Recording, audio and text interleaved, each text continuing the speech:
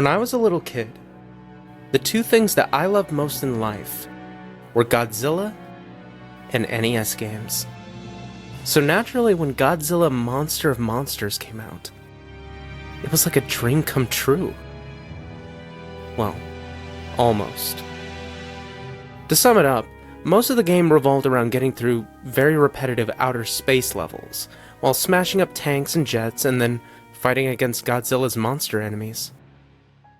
Overall, it was pretty mediocre, but back then I didn't care. When I got the game as a present for my 10th birthday, I played it night and day, as much as I could. Unfortunately, I traded the game for Amagon a year later, much to my regret when I found out what the game was like. Recently, I had bought a new NES system, and through a lot of hunting and asking around, my friend Billy finally managed to find a copy of Godzilla Monster of Monsters. I was so pumped to play my favorite childhood game that it never even occurred to me to ask where Billy got it. He also gave me some other games like The Legend of Zelda, Bomberman, and some stupid piece of shit called Action 52. But Godzilla had to come first. So I started the game, and the nostalgia came flooding back like a tidal wave. Godzilla's 8-bit theme song flooded proudly through the speakers, and I was soon grinning like an idiot. Some people might laugh at me for playing such outdated games, but I never had as much fun and enjoyment of any games other than those on the NES.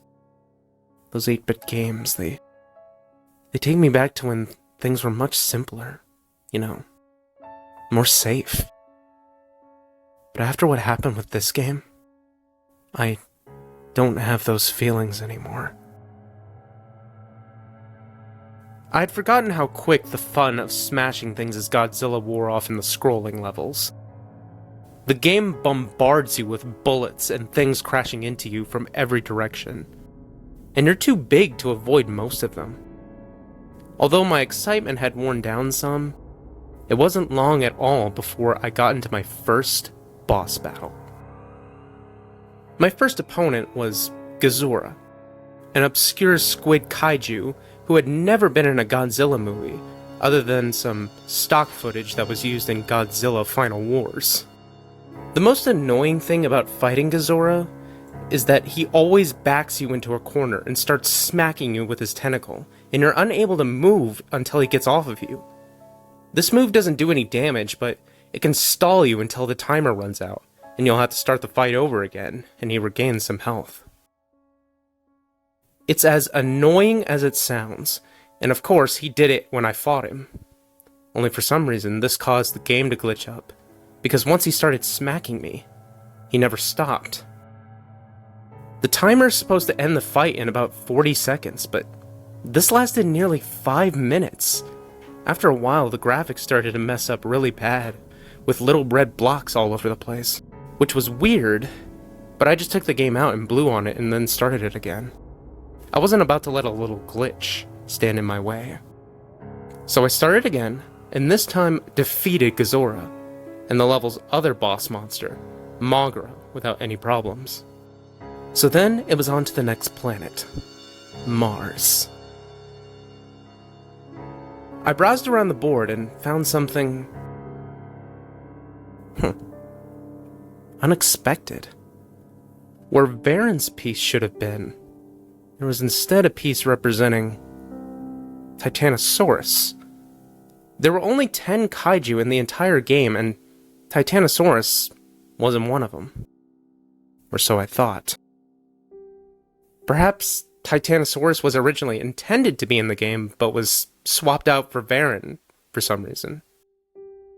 So I began to feel very excited. Not only was I playing my favorite game, but I was playing a prototype of some sort with a new monster. Needless to say, I ran through the levels as fast as I could so I can see Titanosaurus in action. I fought Godzilla again and beat him before he could do his tentacle smack, but this time, the glitch started happening when he died. Godzilla's sprite didn't sink to the bottom, but instead, he seemed to be devoured by the glitch, and his eye started randomly spawning all over the screen. I know now that these glitches with Godzilla were my first warning sign that something was very wrong with this game. But foolishly, I ignored it, and proceeded to fight Mogra, who this time had a glitch of his own. Mogra was twice the size that he should have been, which kinda startled me. He was also considerably harder to beat than usual, which is to say, not at all. But soon I had defeated him also, and when he died, yet another glitch happened. This happened extremely fast, so I was lucky to get a screen cap of it at all. But what happened was the giant Mogra sprite started to shatter and melt. Also, if you look at the garbled text in the right corner of the screen, you'll notice what appears to be a bird in a cage. I still have no idea what that meant. At this point, I was about to fight Titanosaurus, and I was worried as to what kind of glitches would happen this time. But to my surprise, Titanosaurus looked just fine. Although all of the game's bipedal monsters were the same height, Titanosaurus was a bit taller, but since Titanosaurus was actually taller than Godzilla in his film debut, I thought that this was kinda cool. After a very fun fight with a monster that wasn't even supposed to be in the game, I took over the enemy base and proceeded not to Jupiter, like normal, but instead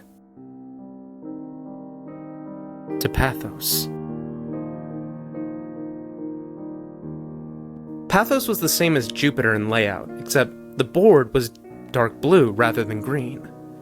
The first thing that I noticed was that all of the usual level icons had been replaced by a blue rock in some kind of orange honeycomb shape. There was one icon that had part of the jungle icon shape, but I didn't pay much thought to it. I checked the other side of the board to see the new monster, and instead of Hedera, it was Biollante. But that couldn't be right. Godzilla vs. Biollante didn't come out till 1989, and this game was made in 1988. Perhaps Toho put Biollante in the game to build excitement for the movie next year, but they changed their minds? I tried to rationalize the game's abnormalities in any way that I could, but this would prove futile. Pathos Map Song was the first new song that I heard in the game. Like most of the new songs, it was hard to describe, but I'll try. It started out slow and suspenseful, much slower than any song in the game. But every 12 seconds or so, there would be a loud clashing sound, and then the tempo changed. It was like the composer randomly played parts from 5 different songs with the same instruments. I moved Godzilla to one of the many blue rock icons that had replaced the jungle icons, and started the level. The level resembled a blue mountain range with a blood-red planet in the sky. But there was something odd about the mountains. They had like a shredded paper look to them. I thought that maybe the glitch had affected it, but it looked far too intentional. I quickly noticed something else about this new level. There were no enemies. Not even any obstacles. I should also mention that this is where the point meter started to become glitched beyond comprehension. But it didn't bother me much. I never kept up with game points. So without having to focus on anything, I just listened to the music while walking through the level, unopposed. The music had a sorrowful feel about it. It would have been rather pleasant had I heard it in a normal game. The level went on for 3 screens, but with no obstacles, and I finished it rather quickly. I tried the other levels of the same type to see if any enemies appear, but there were none. There was little else to be seen in the Blue Mountains, so I tried the other level type. I started one of the orange levels, and my eyes were assaulted with a grotesque background of tumorous orange eyes. The sky was the same as the ground, so I assumed that the game was indicating that it takes place in a cave. The only enemies were Matango's spawn, but as you can see, the little bastards were everywhere. The music certainly didn't help, with a mixture of screeching sounds and loud drum beats that sounded like a monster's theme in a horror movie. After completing it, I tried to avoid playing through any more of these levels whenever I could. The map was short, so it was only a few minutes before I was headed towards a rematch with Godzilla and Mogra. But this time, their sprites and attack patterns were vastly different. I fought Mogra first. Mogra's replacement was some kind of flying machine with a slight resemblance to the Pascagoula alien. It was a bit like fighting Mothra, only it moved with a lot more grace. It attacked by spinning its front tentacle like a corkscrew, and it still had an I-beam, except now it fired from the drill. This lanky aberration had replaced Godzilla, and the new beast was far more of a challenge. It would run and jump at a fast pace, constantly swinging its arms around, making it hard to get close. And of course, it tried to pin me in the corner with as much annoying resolve as ever. I defeated it using a combination of tail whips and heat beam spamming. I defeated them and was going to fight Titanosaurus.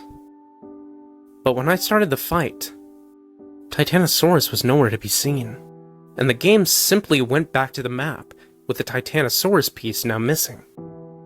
There was no one left to fight now but Biollante, so I eagerly started the battle. I was quite surprised that Biollante started the fight with her rose form.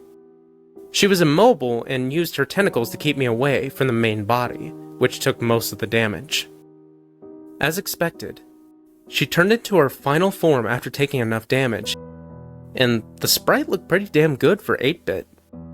The battle technique was the same, except now Biollante could move, albeit a bit slower than any other monster. Being hit by the tentacles did more damage now, and Biollante could do an acid spit, which I managed to avoid by jumping in the screen cap here. Not much more difficult to beat than Titanosaurus, it only took 2 rounds. But when Biollante was gone, the music had stopped, and there was a new icon replacing the base. The icon wasn't there before I beat Biollante, and it resembled a red tribal mask, and I had a feeling of dread when I saw it. But since it replaced the base, it must be the only way to exit Pathos. I moved Godzilla to the square, and started the level. It was a hellish-looking place with no sky, and a flickering fire in the background. The fire looked far more advanced than anything I've ever seen on the NES. There was music in the form of a slow, steady drum sound, resembling a heartbeat. All of the text in the top of the screen and the life bar were gone. In their place was a single bit of text in the middle of the screen that just said, "Run." My feeling of dread intensified. I cautiously walked through the level, but like the Blue Mountains, there were no enemies. I paced around for a minute just thinking. Run? From what? The first time it hit me, I didn't even see it. I heard a noise outside of my room and I turned back to see if something fell, and when I looked back, Godzilla was dying. I figured it just must have been a glitch, but I wasn't going to play through the game without Godzilla, so I restarted the game and went to the password screen. Have I ever mentioned how creepy the password screen music is?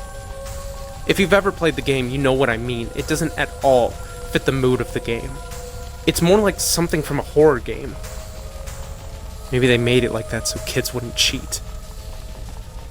I was quite annoyed at this point because I thought I was going to have to fight all the monsters again. But that didn't happen.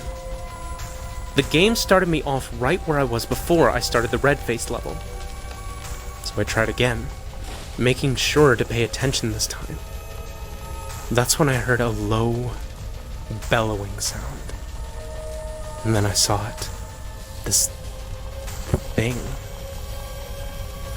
Do you know that feeling your body has whenever you feel like you're in extreme danger? You start to recoil and tense up as the adrenaline flows through your veins, and your nerves start to feel very cold. That's the feeling I had when I took this screen cap. I haven't seen all of the Godzilla movies, but I'm pretty damn sure this was never in any one of them. It had to be something that the creators made up. But what kind of sick fuck would put this into a children's game? By sheer dumb luck, or perhaps the adrenaline boost, I managed to run fast enough to get away from it. It ran very fast. So much so that if you saw it, you were almost certainly going to die. And when I say die, I mean your monster gets killed instantly if the creature touches them. Once I had gotten back to the map, I was so afraid that I was extremely tempted to just shut the game off and try to pretend that this never happened. I couldn't believe what I had just seen. It couldn't have been real.